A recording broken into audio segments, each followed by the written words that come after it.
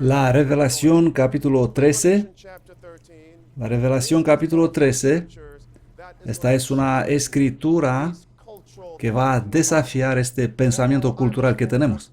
Oh, no tengo un trabajo, oh, no tengo eso, no tengo lo otro, pero al mismo tiempo no dedicas tiempo a Jesús.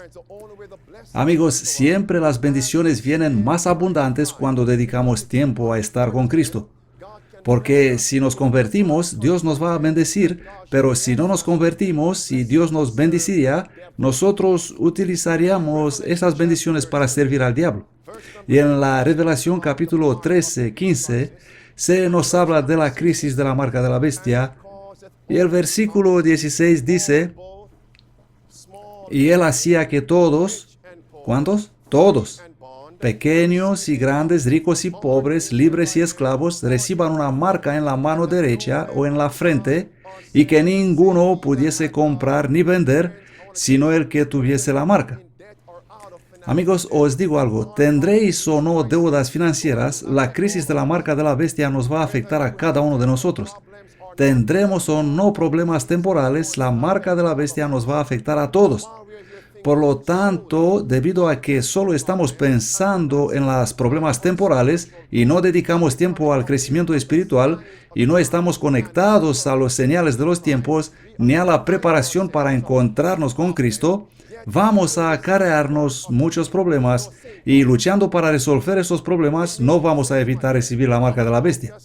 No tiene ningún sentido, amigos. Nuestra atención debería centrarse en el reino de Dios y su justicia, y la promesa de Cristo es todas estas cosas, en Juan capítulo 5, todas estas cosas que en Juan capítulo 5 la Biblia nos dice en el versículo 1, después de estas cosas había una fiesta de los judíos y subió Jesús a Jerusalén. Así que él subió a Jerusalén durante esta fiesta de los judíos. Versículo 2. Y hay en Jerusalén, cerca de la puerta de las ovejas, un estanque llamado en hebreo Betesda, el cual tiene 5 pórticos. Pero ¿durante qué fiesta fue Jesús en Jerusalén, al estanque de Betesda? ¿Qué evento fue ese? El versículo 1, una fiesta de los judíos. ¿Y qué fiesta de los judíos será esa? En un sentido, este era la Pascua. Así que podemos escribir debajo del versículo 1 de Juan 5, la Pascua.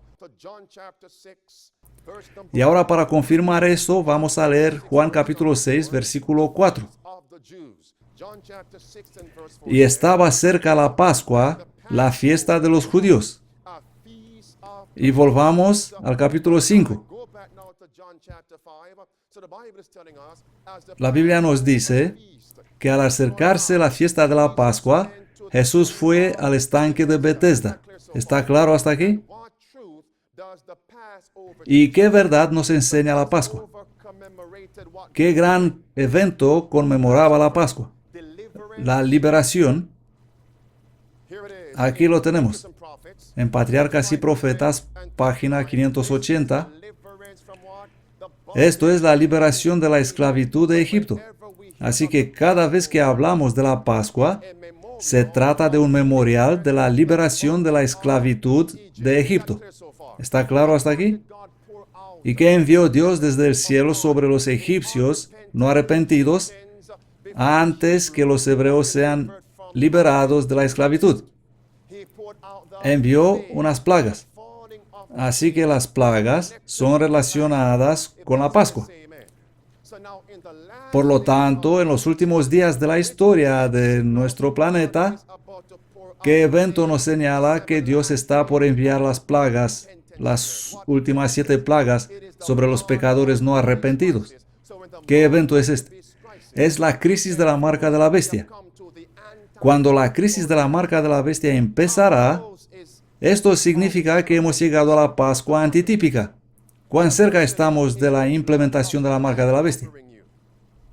Entonces la pregunta es, ¿está la sangre del Cordero protegiéndote? ¿Está la sangre del Cordero sobre el dintel y los postes de tu casa? Vamos a leer la Revelación 14. La Revelación 14 confirma que con la crisis de la marca de la bestia, Jesús está preparándose para enviar las 7 plagas sobre los pecadores no arrepentidos. La Revelación 14:9 dice: y el tercer ángel lo siguió diciendo a gran voz: si alguno adora a la bestia y a su imagen, y recibe la marca en su frente o en su mano, él también beberá del vino de la ira de Dios. ¿Y qué es la ira de Dios? La Revelación capítulo 15, versículo 1, dice que las 7 plagas son la ira de Dios. ¿Y qué evento señala? ¿Qué evento nos muestra ahora que la marca de la bestia está por implementarse? ¿Habéis oído algo sobre los movimientos del calentamiento global y del cambio climático?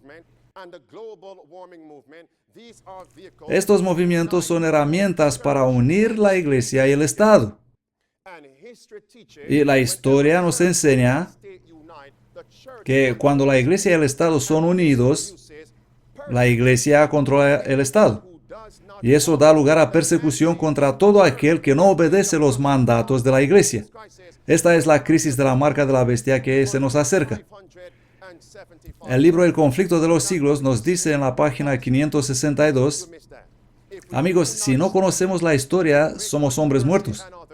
Os digo otra vez, si no estudiamos el libro El conflicto de los siglos y si no estudiamos atentamente la historia, y particularmente la historia bíblica, no vamos a poder comprender qué está ocurriendo actualmente en los eventos presentes ni las cosas que están por suceder. Se nos dice en la historia que mediante el movimiento para el día de domingo, las personas eran forzadas a renunciar al sábado, eran obligados a honrar el domingo, porque el Papa, los cardenales y los curas decían a todo el mundo que las calamidades venían, y algunas ocurrían el domingo, que las calamidades caen trayendo destrucción y que necesitamos obligar a la gente a guardar el domingo. Por eso, el día de domingo tiene sus raíces en la sociedad. Y dice la profeta, eso está en el parágrafo 1, y ahora leemos el parágrafo 2 de la misma página, 562. Como los decretos de los concilios resultaban insuficientes, se instó a las autoridades civiles a promulgar un edicto que inspirase terror al pueblo y lo obligase a abstenerse de trabajar el domingo. Y fue transmitido casi a toda la cristiandad. Así se transformó el domingo en un día de reposo obligatorio. Y en la página 590 se nos dice, se declarará que los hombres ofenden a Dios al violar el descanso del domingo, y que este pecado ha traído calamidades que no concluirán hasta que la observancia del domingo no sea estrictamente obligatoria. ¿Qué calamidad seria acaba de ocurrir? ¿Sabéis dónde? ¿Qué ocurrió recientemente en Nepal? Un enorme terremoto. ¿Cuántos miles han muerto? Y el número sigue creciendo continuamente. Más de 4.000 personas murieron.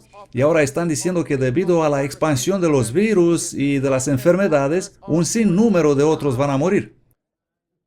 Y algunos preguntan, ¿fue Ellen White inspirada? Veamos lo que dice el Papa, amigos. No habéis visto nada todavía. El diario Christian Post del 29 de abril de 2015. La ONU y el Vaticano concuerdan que el cambio climático provocado por el hombre es una realidad científica, llamándola un imperativo moral y religioso para la humanidad. ¿Comprendéis lo que dice ese titular? Sigamos leyendo. El secretario general de la ONU, Ban Ki-moon, se reunió jueves con el Papa en el Vaticano y declaró en un discurso que tratar el cambio climático es un problema mundial. ¿Qué? Es un problema mundial que debería unir a todos los líderes religiosos, científicos y eruditos. Por lo tanto, ¿qué problema están utilizando ellos para unir la Iglesia y el Estado? Pensad en esto. Ban Ki-moon es el líder de una organización civil, la Organización de las Naciones Unidas. Y él dice que el cambio climático y el calentamiento global es un asunto que debe unir todas las religiones del mundo. Él continúa diciendo, si alguna vez hubo un problema que ha requerido unidad de propósito, ese es el cambio climático.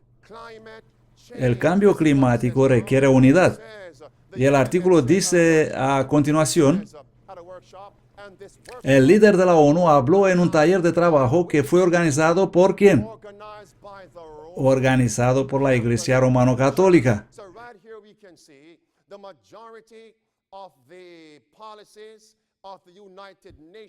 Aquí podemos ver que la mayoría de las políticas de la ONU han sido dirigidas ¿por quién? Por la Iglesia Romano-Católica. Ahora veamos otro artículo que dice, guardar el domingo, la simple solución para el calentamiento global. Todas estas naciones dicen que debemos unirnos con los líderes religiosos del mundo. Este asunto, el calentamiento global, va a producir la unidad.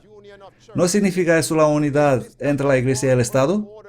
¿No es este un nuevo orden mundial que dará lugar a qué?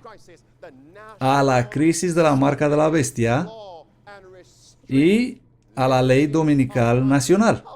Y va a restringir la libertad de conciencia. ¿Cuán cerca estamos de esto, amigos? ¿Cuán cerca estamos? Y si eso no fue suficiente, tenemos otra declaración aquí. Ban Ki-moon dijo que el mundo sepa, bueno, el titular dice, Papa Francisco y el Vaticano hablan sobre el cambio climático. Que el mundo sepa que no existe ninguna división entre la religión y la ciencia en el problema del cambio climático. Si hablan sobre el problema del cambio climático y dicen que este es un asunto moral y religioso, el cambio climático y el calentamiento global, entonces, ¿cuál es la solución? La solución debe ser una religiosa. ¿Y qué nos enseña la historia? Que están llamando para la observancia del domingo y que están obligando a la gente a adorar el domingo y renunciar al sábado a fin de calmar a Dios y parar las calamidades. ¿Qué está por suceder muy pronto, amigos? ¿Qué está por suceder muy, muy pronto? ¿No queréis hacer una elección, amigos? ¿Queréis prepararos para estos últimos días? ¿O solamente queréis escuchar cosas relacionadas con vuestros asuntos temporales? ¿Cómo ganar cosas terrenales? ¿Cómo debemos prepararnos para estos últimos días? Por eso es muy triste al ver estos días al presidente de la Iglesia Adventista del Séptimo Día diciendo que queremos trabajar junto con la ONU. Si los líderes de la Iglesia Adventista del Séptimo Día trabajan junto conforme a la agenda de la ONU y Ban Ki-moon, ¿quién dirige la agenda de ellos? El Vaticano. La revista Adventist Review de 6 de abril de 2015. El presidente de la Iglesia Adventista del Séptimo Día se encuentra por primera vez con el líder de la ONU. Los dos líderes hablan sobre la forma de ayudar a la gente y promover la tolerancia religiosa. Eso es una ironía. Una contradicción, amigos. ¿Quién está escribiendo la agenda de la ONU? El Vaticano. Y escuchadme, amigos, estoy tan triste en lo más profundo de mi corazón. Cuando los adventistas del Séptimo Día están usando la misma retórica que el Vaticano y Ban Ki-moon, cuando los adventistas del Séptimo Día dicen queremos unirnos con la ONU para combatir el cambio climático, ¿qué va a salir de esa así llamada solución para el cambio climático? La palabra de Dios dice que va a salir la ley dominical nacional. La revista Adventist Review de 22 de abril de 2015 dice, los adventistas europeos hacen un llamado para ser verdes, ecologistas, en el Día de la Tierra. Los adventistas del Séptimo Día de Europa han marcado el Día Internacional de la Tierra de la ONU de miércoles con un llamado a la gente para cuidar mejor el planeta. Sí, amigos, debemos cuidar mejor nuestro planeta, pero os digo algo, la Biblia nos dice que la Tierra se está envejeciendo. Va a ser destruida, amigos. Pero hay una agenda humana para salvar la tierra. Y recordemos que la religión del Vaticano es el paganismo. Y los paganos adoran al Dios de la naturaleza. Y este movimiento de cambio climático, de vamos a parar el calentamiento global, es adoración de la diosa o de la madre tierra. Es adoración a Baal. Es adorar la tierra. ¿Cómo se atreven los adventistas del séptimo día a unirse con la ONU para combatir el cambio climático? Eso es adoración a la tierra. Eso es espiritualismo. Eso es panteísmo. La división intereuropea de la Iglesia Adventista del Séptimo Día ha marcado el Día Internacional de la Tierra de la ONU de miércoles con un llamado a la gente para cuidar mejor el planeta. Ellos declararon que el cambio climático no es solo real, sino que está aquí. ¿Podéis comprender, amigos, que el fin de todas las cosas está sobre nosotros? ¿Queréis escuchar la verdad, amigos? ¿Por qué hemos venido aquí? ¿Queréis pan caliente que nos muestra que el tiempo de prueba está terminando con rapidez? ¿Qué pasaría si os dijera ahora, los líderes de esta nación están avanzando hacia acabar con vuestras libertades religiosas? ¿Me haríais caso? ¿Quién me va a creer? Escuchadme atentos. El último evento antes del tiempo de angustia y antes de la segunda venida de Cristo será que nuestra libertad de conciencia para adorar a Dios va a ser restringida. Amigos, os digo, creo más que nunca antes que el fin del tiempo de prueba está solamente a unos pocos días de distancia. Creo esto con todo mi ser. Con todo mi ser. Os quiero mostrar qué pasó hace unos días.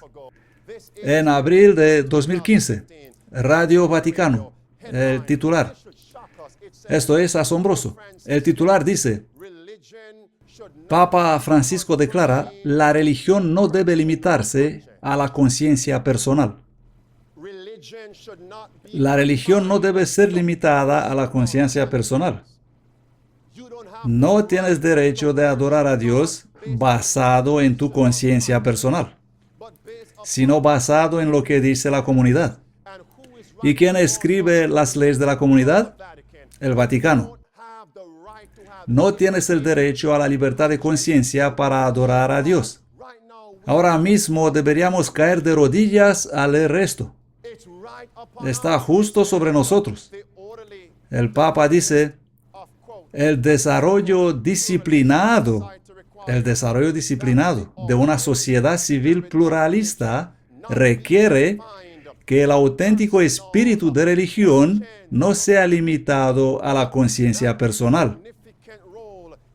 No sea limitado a la conciencia personal, sino que es reconocido por su importante papel en la construcción de la sociedad. Amigos, eso es una enorme ofensiva y amenaza contra la libertad de conciencia. Os quiero poner una pregunta, amigos. Escuchadme muy atentos. Los reformadores del pasado, Lutero y Calvino, los pioneros reformadores,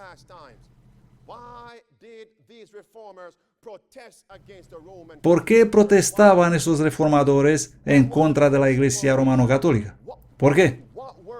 ¿Cuál fue la razón principal que intentaban ellos preservar para la gente y para las naciones? La libertad de conciencia para adorar a Dios basados en la Biblia y no basados en el papado, ni en los dogmas, ni en las políticas de la Iglesia Romano-Católica.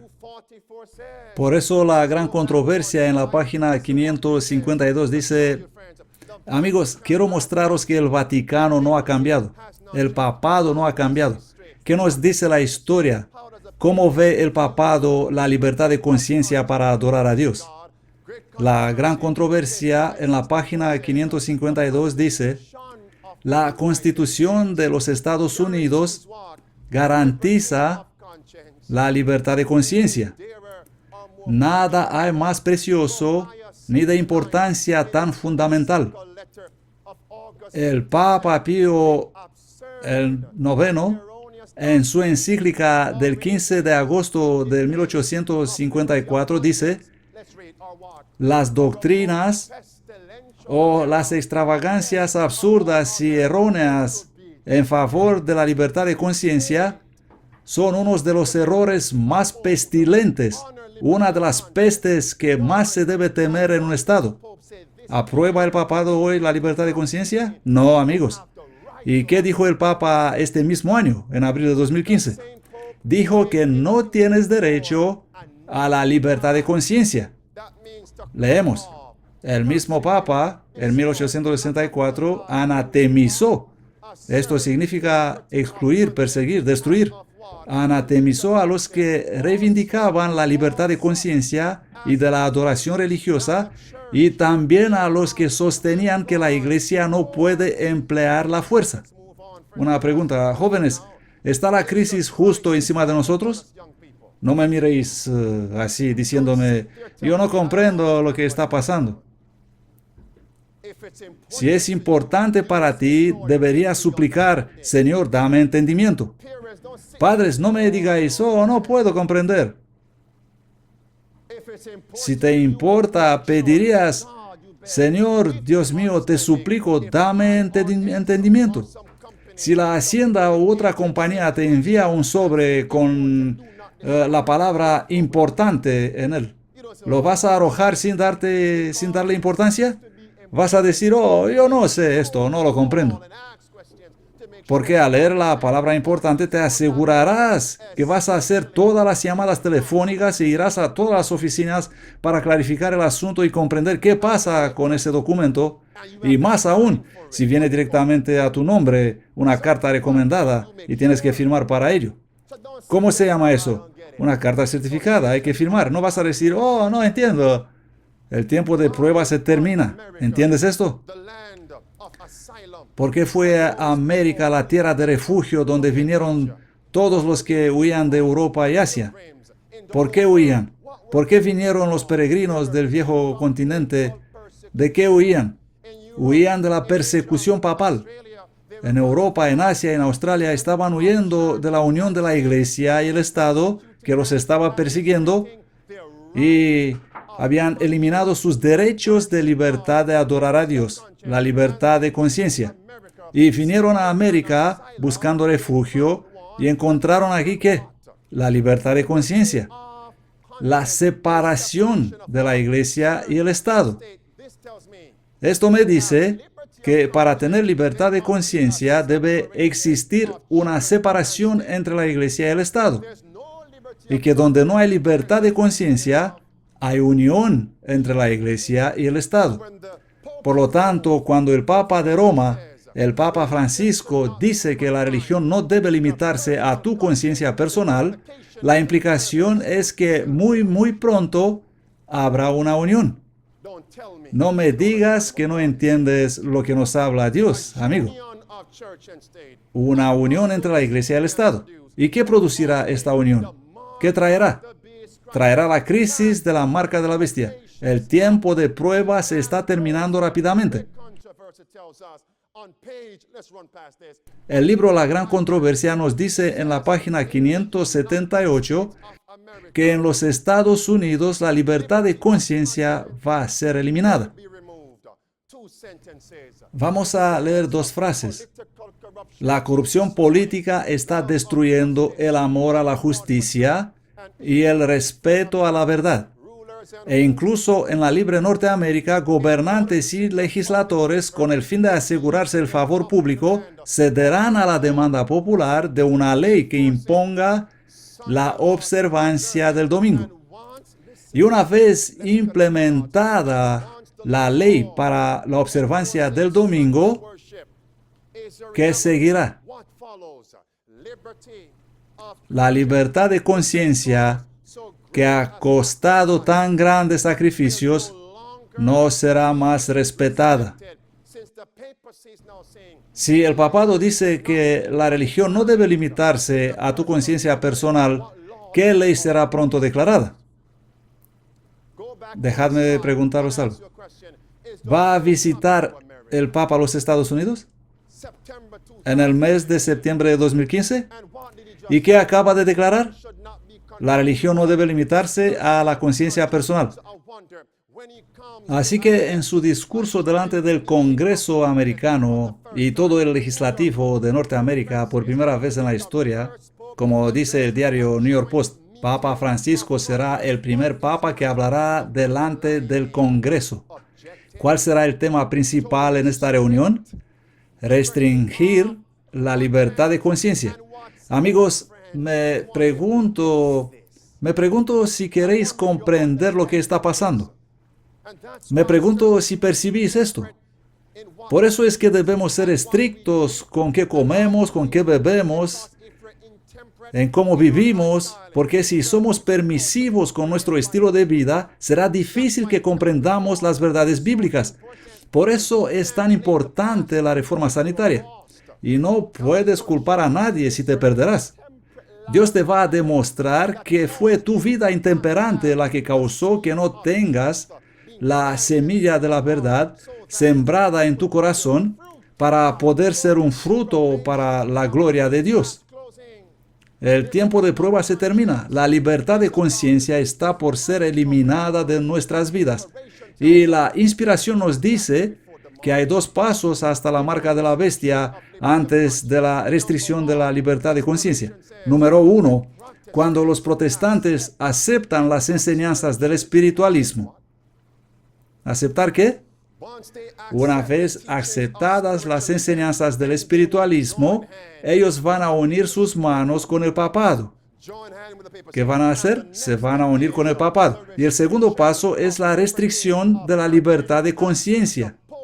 Y cuando el Papa dice que la religión no debe limitarse a tu conciencia personal, eso significa que los protestantes ya han aceptado las enseñanzas del espiritualismo.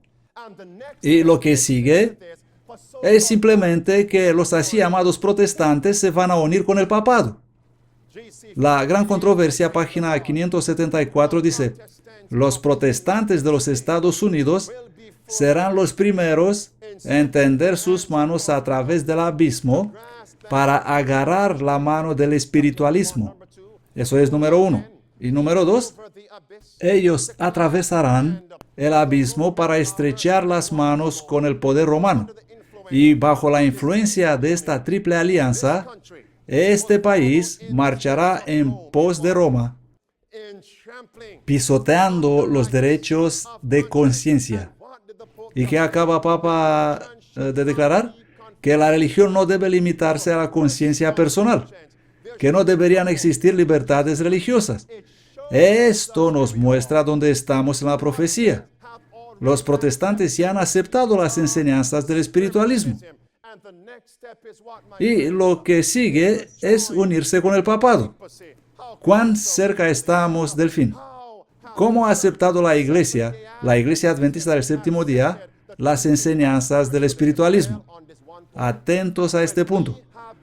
Cuando hemos empezado a ver un movimiento que desea aceptar los pecados del homosexualismo de la comunidad LGBT, bueno, vamos a parar un poco. ¿Qué es el espiritualismo? La gran controversia, página 545, dice que el espiritualismo es una mentira.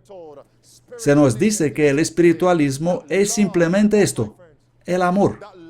Se nos dice que el espiritualismo es el amor. El espiritualismo considera el amor como siendo el principal atributo de Dios, pero al mismo tiempo los estándares de Dios, la ley de Dios, es despreciada, es eliminada. Y es exactamente esto lo que pasa en muchos hogares de los adventistas del séptimo día, en muchas iglesias y muchas escuelas adventistas del séptimo día. Todo lo que debemos hacer es amar a los demás, pero no hay ningún estándar. Amor y misericordia, pero no estándares, no obediencia a las reformas bíblicas divinas. Todo es solo amor. Amigos, ¿saben que la primera mentira ocurrió en el jardín de Edén? ¿Y qué le dijo Satanás a Eva? Después de que Dios le había dicho: el día que desobedecerás y comerás ese fruto, seguramente vas a morir. ¿Qué le dijo Satanás? La caída de la raza humana empezó cuando Satanás hizo a Eva presumir del amor de Dios y al mismo tiempo desobedecer la ley de Dios. ¿Qué le dijo Satanás a Eva? Puedes comer y seguramente no vas a morir. Dios es amor. Esto tenemos hoy en la Iglesia Adventista del Séptimo Día, amigos. La revista Spectrum, 16 de abril de 2015. Esta es una joven de 19 años, supuestamente adventista del Séptimo Día. No tengo nada personal con ella, pero al mirarla, jamás dirá a alguien que es una adventista del Séptimo Día. No estándares, solo amor, solamente amor. Dios, ten misericordia. El primer parágrafo, en la tercera frase, ella dice: tuve que abrirme camino a través de los años, estando rodeada de personas murmurando. ¿Sobre qué? ¿Por qué hablar en contra de la homosexualidad y el lesbianismo? Solo amor. Traedlos a la iglesia. Ella dice, escribiendo a la iglesia: por favor, amada iglesia, sigue adelante. Anda en la luz y comprende que Dios es solamente amor. Amor para todos. Amor en forma de aceptación y celebración. Amor en forma de un cielo seguro y un abrazo caliente. Por lo tanto, hagamos de la iglesia un cielo seguro para las lesbianas y para los homosexuales. Dios es solamente amor. ¿Es esta la iglesia que Dios quiere salvar? ¿Para esto murió Cristo? Leemos amor en forma de lo que es Dios en primer lugar. Sí, Dios ha dicho, si me amáis, guardad mis mandamientos. Dios ha dicho, el amor y la justicia deben estar unidos. Este es espiritualismo. Y quiere que la iglesia sea unida y acepte las enseñanzas del espiritualismo. ¿Y luego con quién se van a unir? Con el papado. ¿Y cuál es el siguiente paso? Pisotear los derechos y la libertad de conciencia para adorar a Dios. Esto es la marca de la bestia. Me pregunto qué pasa con ellos, amigos. En su discurso, el Papa dijo, el amor debe ser colocado por encima de la obediencia. Él dijo que este año de jubileo, este año de misericordia, este año de amor, en el punto 20, dice Papa, vamos a leer la última frase. Dice Papa, por su parte Jesús habla muchas veces de la importancia de la fe sobre y por encima de la observancia de la ley. ¿Qué es esto? Esto es espiritualismo. La inspiración nos dice, vamos a leer juntos Isaías capítulo 5. Isaías capítulo 5. El espiritualismo, amigos, quiero enfatizar este punto. ¿Os habéis dado cuenta que todavía no estoy hablando con vosotros en particular? Esperen un momento para escuchar cuando Dios empezará a hablar con vosotros en particular. Nadie entre nosotros puede apreciar la obra de preparación a menos que va a comprender cada uno la necesidad individual de prepararse. Cuando Cristo vino predicando en Marcos capítulo 1, sus primeras palabras en su evangelio fueron: el tiempo se ha cumplido. El reino de Dios está cerca. Y luego dijo: arrepentíos y creed el evangelio. Este es lo que dijo Cristo predicando el evangelio. Jamás te arrepentirás y permanecerás arrepentido y viviendo por fe, a menos que comprendes la urgencia de la hora actual, que el tiempo se ha cumplido, que el reino de Dios está cerca. Pero la mayoría quiere escuchar pastores predicando sermones felices y amorosos que los conducen directamente al infierno. Se nos dice en la gran controversia que el espiritualismo no hace diferencia entre la verdad y el error. La gran controversia, página 544.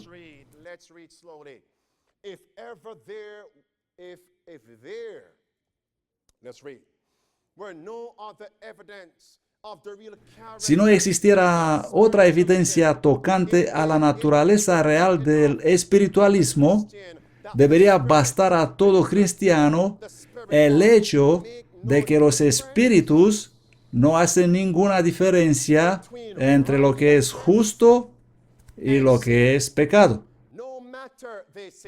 No importa cuán perverso eres. No importa si creáis o no creáis en Dios y en la Biblia. Vivid como os gusta. El cielo es vuestra casa. Este es espiritualismo, amigos. Y cuando los protestantes no hacen ninguna diferencia entre la verdad y el error, eso es espiritualismo. Y el siguiente paso es unirse con el papado. Y luego lo siguiente es la marca de la bestia. Se nos dice en Isaías capítulo 5, versículo 20,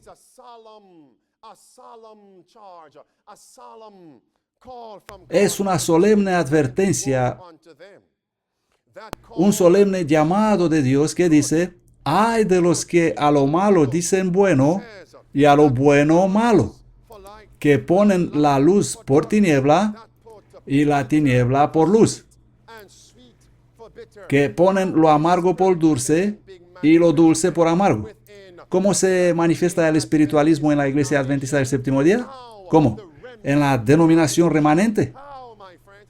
¿Cuándo no hacen diferencia entre la luz y la oscuridad, entre verdad y error?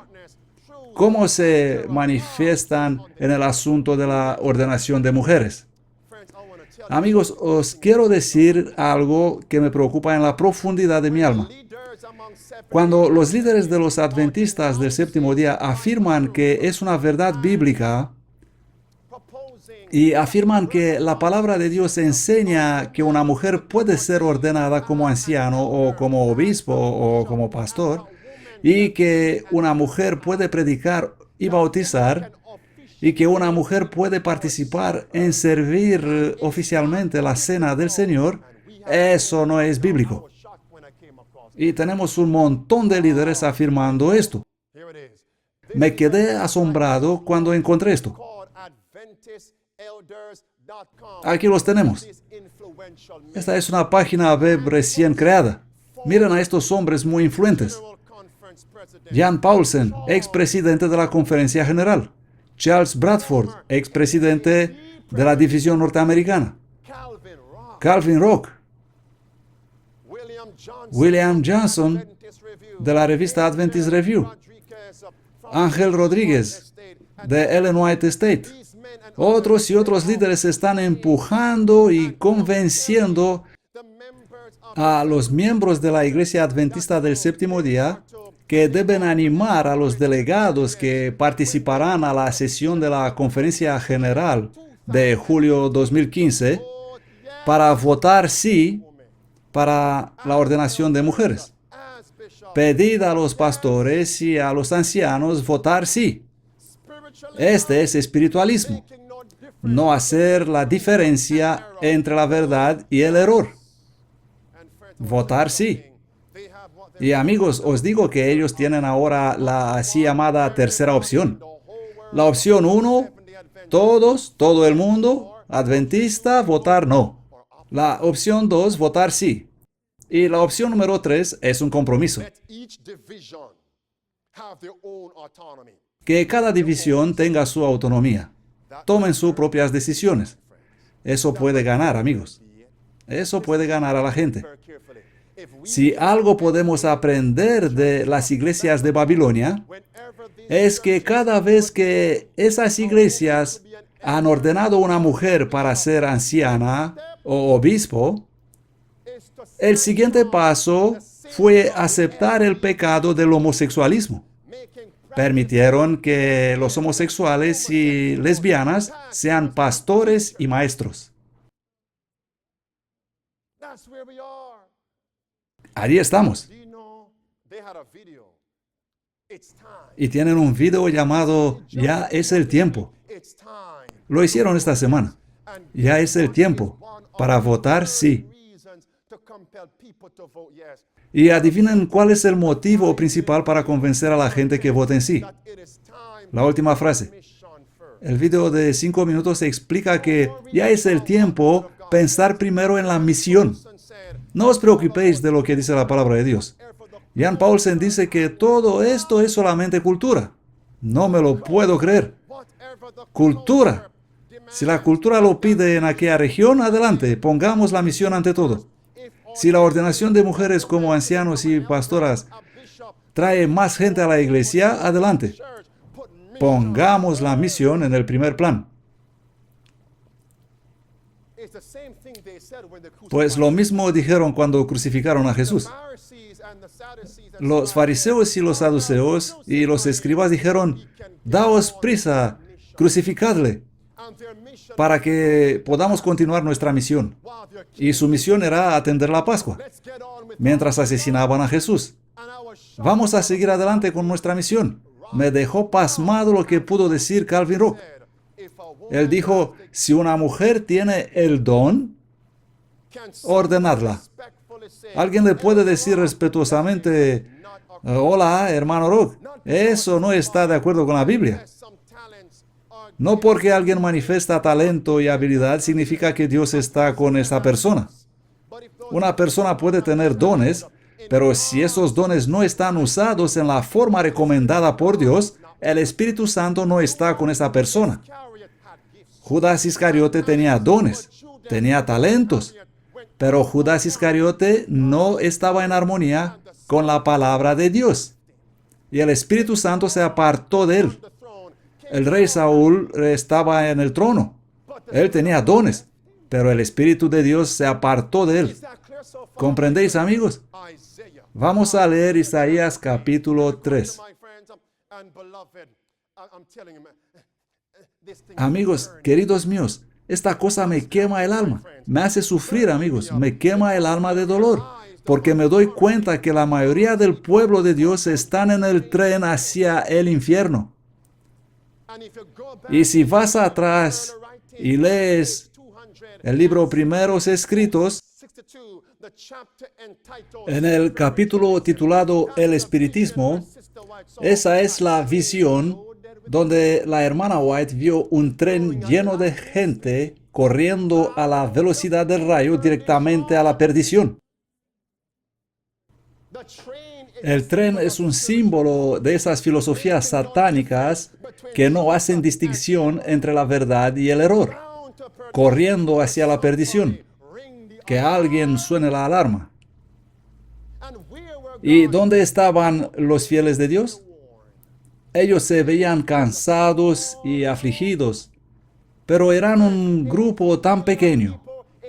Amigos, 18 millones de personas no son un grupo pequeño.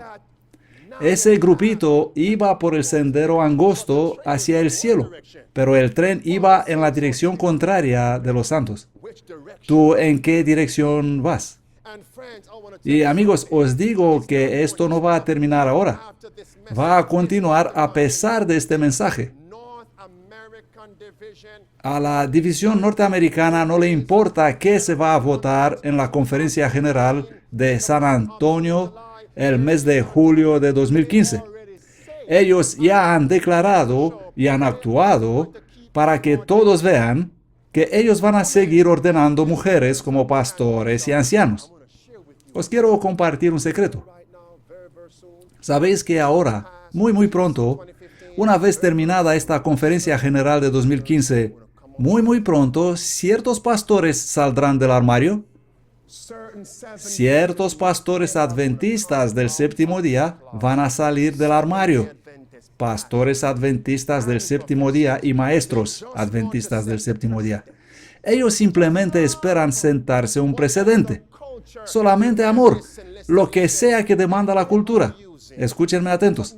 Si ellos están usando eso de pongamos la misión primero, sin estándares, y si dicen, si tienen talento, ordénalos, para que las almas entren en la iglesia, ¿estáis de acuerdo conmigo que usarán el mismo pretexto conmovedor para permitir el pecado de la comunidad LGBT, el homosexualismo? Oh, estos pastores son muy prolíficos. Oh, hablan maravillosamente. Las almas vienen a la iglesia. Ellos tienen los dones de Dios. Dejémoslos predicar. Ordenadlos. Dejadlos bautizar las almas. Miren esto. Otra vez la revista Spectrum, 13 de abril 2015. Haciendo la historia adventista. Norma Osborne ordena a su hijo Trevon. Una mujer ordenando un hombre para el ministerio evangélico. ¿Es eso bíblico? Isaías capítulo 3. Este es espiritualismo. no hacer distinción entre la verdad y el error. Y una vez que aceptarán las enseñanzas del espiritualismo, ellos se van a unir con Roma y van a restringir la libertad de conciencia. Isaías capítulo 3, 12. Leamos atentamente este versículo. La Biblia dice: en cuanto a mi pueblo, sus opresores son niños. ¿Y quién está actualmente dirigiendo la iglesia diciendo: vamos a aceptar las personas que practican el lesbianismo y el homosexualismo? Son los jóvenes. El fin está aquí. Los últimos días están aquí, en salvo para servir. Sus opresores son niños. ¿Y ahora qué dice Dios? Y mujeres gobiernan sobre ellos. Pero al principio y después de la caída, ¿quién dijo Dios que debe gobernar? Vamos a Génesis capítulo 3. Puede que habéis olvidado eso. Génesis capítulo 3. ¿Está el fin sobre nosotros o no? Este es el tiempo de prueba que está al punto de terminar, amigos. No solamente las señales en el mundo, sino las señales en la iglesia nos muestran que el tiempo de prueba está a su fin. Génesis 3:16. Génesis 3:16. A la mujer, él, Dios, dijo: multiplicaré en gran manera tus dolores y tus preñeces. En dolor darás a luz a los hijos, y tu deseo será para tu marido, y él, el hombre, gobernará sobre ti. ¿Dónde en la Biblia habéis encontrado una mujer ordenando un hombre y enviándolo al mundo para hacer la obra de Dios? Esto no es bíblico. Esto es lo que pasa ahora mismo en la iglesia. Espiritualismo en nuestra iglesia, amigos. ¿Quién puede despertar al pueblo de Dios? Porque el siguiente paso es unirse con el papado, y luego vendrá la marca de la bestia. El tiempo de prueba se está terminando rápidamente. ¿Y dónde encontramos a Cristo cuando se acercaba la Pascua? Cuando el tiempo de prueba estaba por terminar. ¿Dónde estaba Cristo? Estaba en el estanque de Betesda. Juan capítulo 5. ¿Qué día era aquello, amigos? ¿En qué día estuvo Cristo al estanque de Betesda? ¿Qué día era? Juan 5. ¿Qué día es hoy? Juan 5, 9 dice: y al instante aquel hombre fue completamente sanado, y tomó su lecho y anduvo. El mismo día era sábado. ¿Qué día es hoy? Y cuando la Pascua está relacionada con el fin del tiempo de prueba, con la caída de las plagas, la Biblia nos dice que Cristo estaba al estanque de Betesda. ¿Y a quién encontró Cristo al estanque de Betesda aquel sábado? A unas personas enfermas. ¿A quién está Cristo mirando en la iglesia ahora? ¿A quién mira Cristo ahora a salvo para servir? ¿A quién mira Cristo ahora incluso a los que están conectados por internet?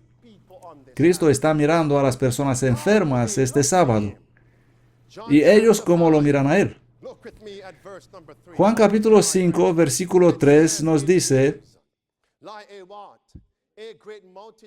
en estos yacía gran multitud de enfermos, en los pórticos, ciegos, cojos, secos, que esperaban el movimiento del agua. Vamos a examinar esto. ¿Qué significa enfermo? Sin fuerza. La Pascua se estaba acercando, lo que significa el fin. Cristo muere de Pascua. Y multitud de personas no tenían fuerza.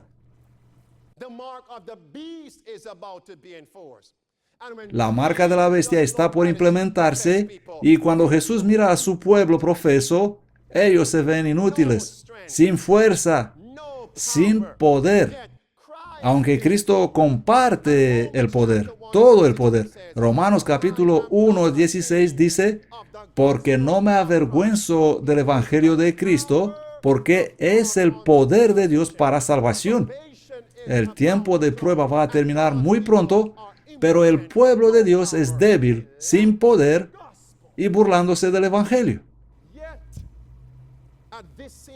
Y en esta escena, ¿dónde estaban los sacerdotes?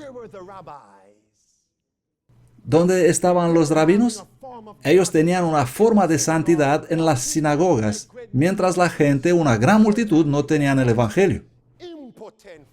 Gente enferma. El tiempo de prueba está por terminar. ¿Y cómo puedo venir yo aquí como pastor sin daros el evangelio? Amigos, ¿estáis enfermos espiritualmente? ¿Os falta poder emocional? ¿Os falta poder espiritual? Dice el versículo 3 que había algunos ciegos. ¿Qué significa ciego? Ellos no veían las señales alrededor de ellos. Eran ciegos a sus propias necesidades espirituales. ¿Sois ciegos? ¿Sois ciegos, pero pensando que podéis ver? ¿Comprendéis exactamente dónde estamos? ¿Comprendéis vuestra propia degeneración espiritual? ¿Comprendéis a dónde os quiere llevar Cristo? Pero, ¿cuán lejos estáis del lugar señalado? Algo así de lejos, amigos. No tenemos más tiempo. Pero si vuelves a Cristo, no importa cuán lejos estés, Cristo te puede hacer llegar al lugar señalado. La inspiración dice, la palabra de Dios dice, Cristo está constantemente ayudándonos en nuestras deficiencias. Pero sin Jesús nunca vamos a llegar a esta posición. Solamente Cristo nos ayuda constantemente a avanzar hacia Él. Oh, amigos, qué maravilloso Salvador tenemos para servir. Dice el versículo 3 que había una gran multitud, unos ciegos, otros parados o cojos. Parado. ¿Qué significa parado? Para. ¿Qué significa parar? Alto. ¿Y cómo aplicamos esto en sentido espiritual? El tiempo de prueba está por terminar. ¿Y quiénes son los parados? Los que están espiritualmente estancados. Espiritualmente estancados. Siendo bautizados, pero espiritualmente estancados.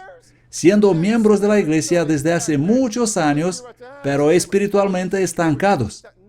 Y si los preguntas, ¿estás espiritualmente estancado? Oh, no, yo estoy creciendo espiritualmente. ¿Por qué? Porque se miden a sí mismos con otras personas. Pero si mirarían hacia donde deberían estar, basados en la palabra de Cristo, ellos deberían aceptar el hecho de que sí estoy espiritualmente estancado. ¿Estás en ese grupo? El siguiente grupo dice que eran unos que estaban secos. ¿Qué significa secarse? Marchitarse. Morir espiritualmente. ¿Estáis en ese grupo? ¿Hubo un árbol seco durante el ministerio de Cristo? ¿Qué árbol era? ¿Una higuera? ¿No le había dado Cristo tiempo a la higuera? ¿No le había dado todo lo que necesitaba para dar frutos? Y aún así, cuando Cristo lo vio, tenía muchas hojas, pero ningún fruto. Y Cristo maldijo al árbol, y la Biblia nos dijo que la higuera se secó. ¿Vas a esperar que Cristo te maldiga, amigo? El tiempo de prueba va a terminar pronto, y sin embargo muchos se están marchitando. No llevan frutos. Otros llevan frutos, pero no para la gloria de Dios, sino los frutos del pecado. ¿En qué grupo estáis? Y cuando estaba orando, estaba suplicando, Señor, dame algo mana fresca. ¿Qué significa Betesda? Ayúdame a comprender qué significa Betesda. Porque justo antes de la Pascua, Jesús estaba en Betesda. Amigos, podéis decir lo que queréis de esas personas, débiles, ciegos, espiritualmente estancados, secos, pero al acercarse la Pascua, ellos estaban en Betesda. Betesda significa casa de gracia. hogar de misericordia. Así que, amigos, ¿ha establecido Cristo un lugar de misericordia para nosotros? ¿Dónde está esa casa de gracia? Hebreos 4:16. ¿Qué dice Cristo? Acerquémonos pues confiadamente al trono de gracia para alcanzar misericordia y hallar gracia que ayude en tiempo de necesidad. ¿Dónde está ese trono de gracia, amigos? ¿Dónde está ese trono de gracia? Está en el lugar santísimo del santuario celestial. El tiempo de prueba está por terminar. ¿Y dónde deberíamos estar nosotros ahora? Por fe, con nuestros pensamientos dirigidos en oración hacia Jesús en el lugar santísimo del santuario celestial. ¿Qué está haciendo Cristo allí? ¿Está sentado ocioso? ¿Qué está haciendo Cristo? Oh, amigos, Hebreos 4, 14, 15 dice que tenemos un gran sumo sacerdote que fue tocado por nuestras flaquezas y que fue tentado en todos los aspectos. En todos los aspectos, así como lo somos nosotros ahora. Y sin embargo, Él no pecó. ¿Y sabe Jesús por lo que pasamos? ¿Sabe? Y Él dice, acercaos confiadamente al trono de gracia. Venid a la Betesda espiritual. Venid a la casa de gracia. ¿Queréis misericordia? ¿Deseáis la bondad de Dios? Bueno, parece que no me habéis oído. Salvo para servir. ¿Queréis la misericordia de Dios? Pero hay ciertas condiciones para recibirla. Proverbios 28, versículo 13 dice, el que encubre sus pecados no prosperará, mas el que abandona sus pecados, dice la Biblia, y el que confiesa sus pecados alcanzará misericordia. Ahora, no existe año de misericordia sin confesión y abandono de los pecados. Si comprendéis eso, decid amén. Y al estanque de Betesda, Jesús veía a la gente que esperaba que las aguas se muevan. Ellos miraban las cosas terrenales para sanarlos. Y muchos entre nosotros están enfermos emocionalmente, enfermos mentalmente, enfermos físicamente, enfermos espiritualmente, y están enfocados sobre las cosas terrenales para traerles salud. Pero debemos concentrarnos en Jesús, el bálsamo de Galaad, que a toda herida puede curar. Este es un himno en inglés. El bálsamo de Galaad, que al alma enferma de pecado puede sanar. Y dice la canción, a veces me siento desanimado y pienso que todo mi esfuerzo es en vano. Mas entonces el Santo Espíritu reaviva mi alma de nuevo. Hay un bálsamo en Galaad. Es un himno maravilloso. ¿Cuántos de nosotros se sienten a menudo desanimados y pensamos que todo lo que hemos hecho es simplemente en vano? Pero entonces el Espíritu Santo nos reaviva, reanima el alma de nuevo. ¿Y cómo se le llama también al sábado? ¿Un día de qué? Un día refrescante, reparador. ¿Y qué día es hoy, amigos? Es sábado, así que el refresco está disponible para nosotros. Acercaos al trono de gracia. Y Jesús miraba ahora a un hombre que era enfermo, impotente, paralizado. ¿Desde cuántos años? Enfermo por 38 largos años. ¿Cuántos? 38 años. Y Cristo sanó completamente a ese hombre. Me pregunto por qué. ¿Por qué a ese hombre? Por estar en la peor condición. Porque ese hombre era el que había estado más que todos los demás enfermo. Así que Cristo tomó al que estaba en la peor condición, enfermo por un largo periodo de tiempo, para que los demás sean animados. Si Cristo fue al más inútil y se acercó y sanó al hombre que peor estaba, ¿hay alguna esperanza para nosotros? ¿Existe alguna esperanza para nosotros? La Biblia dice que Él salva al más remoto pecador. al peor de todos, a los que vienen a Él por fe, viendo que Él vive eternamente y está ahora intercediendo por nosotros. Y os pregunto ahora otra vez, si Cristo sanó al hombre que estaba enfermo de 38 años, ¿hay alguna esperanza para nosotros? ¿Hay alguna esperanza para nosotros? Muchos entre nosotros están enfermos desde hace años, impotentes espirituales desde hace años, ciegos desde hace años, estancados espiritualmente desde hace años, marchitándose desde hace años, pero hoy mismo hay esperanza para todos nosotros, hay sanidad para nosotros. Y la Biblia dice que Cristo se acercó al hombre y puedo imaginármelo inclinando su bendito rostro sobre ese hombre. ¿Lo va a sanar? ¿Quieres ser completamente sano?, le preguntó. ¿Qué día era? ¿Y qué día es este? Por lo tanto, ¿qué nos pregunta Cristo a cada joven, a los padres, a todo el que es débil, ciego, estancado espiritualmente, a todo marchitado? ¿Cuál es la única pregunta que Cristo nos pone? ¿Quieres ser completamente sano? He luchado con esto en oración, porque la palabra debe tocar primero mi corazón. He preguntado, Señor, ¿cómo es ser completamente sano? ¿Cómo es ser hecho completamente sano? Porque tú me preguntas, Andrew, ¿quieres ser completamente sano? Señor, ¿cómo será eso de ser completamente sano? ¿Tú lo sabes? ¿O tú lo sabes? Y dije, Señor, si me haces comprender esto, entonces posiblemente tendré un ardiente deseo para decir, sí, Dios mío, hazme completamente sano. Y aunque no lo voy a comprender nunca plenamente, entonces el simple hecho de que tú me ofreces esto me va a hacer desear ser completamente sano. Es posible que nunca vas a comprender qué significa ser completamente sano, pero el mero hecho de que Jesús te ofrece eso, ¿quieres ser completamente sano? ¿Cómo deberíamos responder, amigos? Señor, sí, lo quiero, Señor. Hazme completamente sano. Os quiero mostrar solamente un poquito, humanamente hablando, qué significa cuando una persona es completamente sanada. Vamos a leer 1 Tesalonicenses capítulo 5. ¿Queréis verlo? ¿Queréis saber eso? 1 Tesalonicenses capítulo 5. ¿Quieres ser completamente sano? Señor, ¿cómo es esto de ser completamente sano?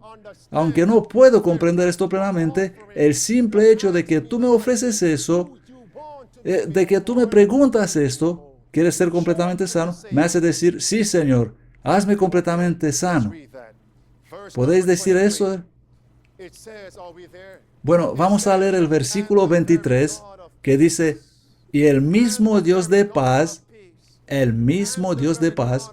os santifique, ¿cómo? Os santifique enteramente. Y le pido a Dios que todo vuestro espíritu y alma y cuerpo sean guardados irreprensibles para la venida de nuestro Señor Jesucristo. ¿Quieres ser completamente sano? ¿Quieres que yo te traiga una condición en la cual yo te pueda declarar delante de mi Padre, Padre, Él es inocente? ¿Quieres ser completamente sano, amigo? Después de todos los pecados que hemos cometido, ¿quieres ser completamente sano? He dicho, Señor, mis pecados te los doy a ti. Después de todo el mal que hice, te los doy a ti. ¿Quieres ser completamente sano? Pero, Señor, tú sabes que estoy luchando con esta adicción física o con esta adicción mental. Y Jesús dice, sí, pero ¿quieres ser completamente sano? No te he preguntado qué traes aquí. Yo sé qué traes aquí. Sé que estás enfermo. Sé que estás ciego. Sé que estás durmiendo. Sé que te estás marchitando. No es esto lo que te he preguntado. Te he preguntado, ¿quieres ser completamente sano? ¿Quieres que te declare sin culpa? ¿Quieres ser santificado? Amigos, Señor, os confieso que estaba llorando y diciendo, Señor, aunque estoy leyendo esto, no comprendo. ¿Por qué? Dije, Señor, después de todos mis pecados, no comprendo ¿Cómo me puedes mirar como si nunca había pecado y declararme sin culpa? No lo puedo comprender. Y llorando en oración he suplicado, Señor, sí, sáname completamente. Quiero ser completamente sano, salvo para servir. ¿Qué os está preguntando Dios hoy? ¿Queréis ser completamente sanos? Debemos ser completamente sanos antes de morir. Debemos ser completamente sanos antes de la segunda venida de Cristo, antes de la marca de la bestia. Muy pronto Cristo dirá, eres sucio, seas sucio todavía. Eres justo, seas justo todavía. Pero hoy te pregunta, ¿quieres ser completamente sano? Y luego vienen las palabras de ánimo en el versículo 24. Jesús dice, fiel es el que os llama. ¿Y qué hará? Él lo cumplirá. Él lo hará. Nosotros no comprendemos qué significa ser hechos completamente sanos, amigos. Ser hecho completamente sano significa entregar todo a Dios ahora mismo y decidir no volver a tus pecados. ¿Quién comprende esto? ¿Quién lo comprende? ¿Quién comprende que Jesús está diciendo, Padre, yo lo hice completamente sano? Sí, Él ha pecado. Aquí está el registro, Padre. Pero hoy yo he borrado todos sus pecados. ¿Quién puede comprender esta promesa? Es como, amigos, es como en el tribunal. Absuelto. ¿Quién puede recibir hoy la declaración de Cristo? Eres inocente. Inocente. ¿Alguna vez alguien te ha culpado por algo que no hiciste? Y por días o meses o años has luchado buscando a alguien para hacerte justicia. Que pase algo para recibir justicia y pensabas que todo estaba perdido y luego un día ocurre algo y tu nombre está limpiado. Y ahora, mirando atrás, ves que todo valió la pena. ¿Quién comprende hoy que vale la pena la declaración de Cristo? Eres completamente inocente. Alabado sea Dios por darnos a Cristo Jesús. Alabado sea Dios por darnos a Cristo Jesús. ¿Cómo no amarle, amigos? Y Cristo le pregunta al hombre, ¿quieres ser completamente sano? Y antes que el hombre responda así, ¿qué respondió? No hay nadie por aquí cuando se mueve el agua. Y Dios dice, esos somos muchos de nosotros. Dios nos pregunta, ¿quieres ser completamente sano? Y nosotros miramos a por alguien alrededor, a por alguna persona terrenal, para ayudarnos a llegar a ese punto. Eso jamás va a pasar. Solamente Jesús nos puede sanar. Únicamente Jesús. Isaías dijo, cuando murió el rey Usías, entonces vi a Jesús. Sí, Dios tiene que mover a algunas personas fuera de nuestro camino para que podamos ver a Jesús y dejar de ver hombres. Los hombres no nos pueden ayudar, a no ser que los envíe a Dios, ellos son santificados. Pero demasiadas veces miramos a los humanos en vez de buscar a Jesús. ¿Será ese hombre sanado? Y Cristo lo mira ahora y le dice, levántate, toma tu lecho y anda. Alabado sea Dios, amigos. La boca que dijo que haya luz y hubo luz, le dijo al paralítico, levántate. La Biblia dice, al instante aquel hombre fue completamente sanado y anduvo aquel sábado. ¿No es esto triste? Venimos a la iglesia en sábado paralíticos, destrozados, suicidas, depresivos, inútiles, marchitados y volvemos a casa igual. Volvemos igual porque no hemos venido a la Bethesda espiritual. Jesús dice, levántate. Si hubiéramos estado en otra parte, os hubiera dicho, salvo para servir, poneos de pie. Levantaos. Pero lo que hacemos físicamente, Dios dice que hagamos espiritualmente. Levantaos de vuestra depresión. ¿Os podéis imaginar? Después de 38 largos años, Y después de que todos lo que pensabas que te pueden ayudar no lo hicieron, y después de que todas las puertas que pensabas que te llevarán a la libertad se cerraron, y cuando vino el tiempo cuando pensabas que ya no hay ninguna esperanza, aquel día Jesús te dijo, levántate. Oh, parece que nadie me escucha aquí. Alguna vez Cristo nos lleva a un punto de quebranto, a un punto de aflicción. Y justo cuando estamos por renunciar, Él nos dice, sí, las puertas se te cerraron, pero hoy yo te digo, he puesto delante de ti una puerta abierta que nadie puede cerrar. Levántate, levántate. Sí, pero Señor, mi pasado, yo te dije, levántate. Yo te dije, levántate, no te he preguntado nada sobre tu pasado. Coge tu lecho. A veces miramos atrás al lecho y pensamos, debería estar ahí, estoy enfermo. No, toma tu lecho, hazlo desaparecer, que no haya recuerdo de él. Levántate. No dejes la cama. No lo dejes para que otros al verlo desocupado se ponga a dormir. Dios es asombroso, ¿no? No dejes un mal testimonio. Levántate. Vamos a terminar ahora en el libro El Ministerio de Curación, página 55. Dios nos está diciendo, la fe del paralítico se aferra a la palabra de Cristo. Sin otra pregunta, Él dispuso su voluntad a obedecer y al hacer eso, todo su cuerpo respondió. Debemos disponer nuestra voluntad a obedecer. Levántate. El paralítico dijo, he esperado esto por 38 años.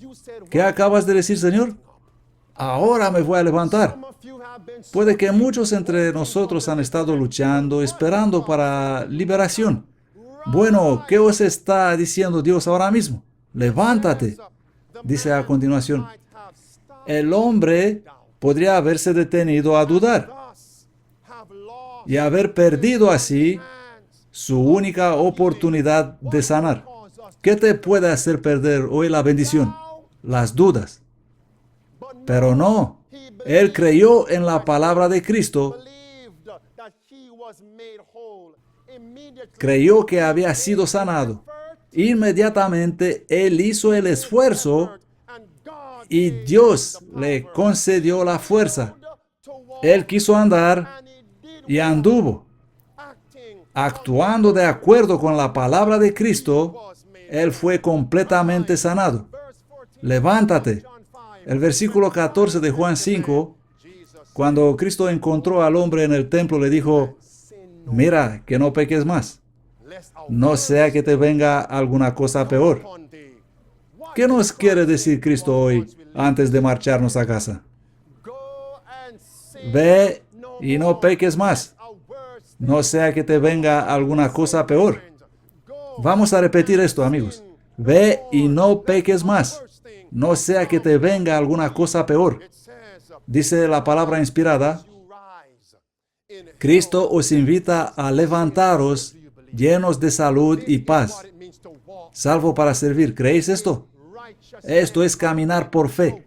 Esta es justificación por fe. Esto es vivir por fe. Dice a continuación, porque muchos entre nosotros están confiando en sentimientos, en lo que se siente. Dice la palabra, no esperéis sentir que habéis sido sanado. Creed la palabra del Salvador. Poned vuestra voluntad de parte de Cristo. Quered servirle y actuando conforme a su palabra, recibiréis fuerza. Por tanto, ¿en qué no debemos confiar? En nuestros sentimientos. No debemos esperar sentir nada, simplemente levántate. Leemos, cualquiera sea la mala práctica o la pasión dominante que debido a largo tiempo de permisividad esclaviza el alma y el cuerpo, Cristo puede y anhela libraros. Un día vi a Cristian, mi hijo, esforzándose con algo. Estaba intentando abrir una botella de agua. Yo estaba ahí mirando y pensaba, ¿acaso me va a pedir ayuda? Y aquel tapón sí que estaba muy bien cerrado. Y después de luchar unos 2 minutos, se paró, me vio y dijo, papá, ¿me puedes ayudar? ¿Dónde está mi hijo? Y el Señor me enseñó una lección. Cristo anhela librarnos. Y aquí estamos nosotros luchando desesperadamente y Él mirándonos diciendo, vuelve a mí, vuelve a mí, vuelve a mí. ¿Vais a volver a Él hoy, amigos? Levanta tu mano si quieres. Vamos a arrodillarnos para orar.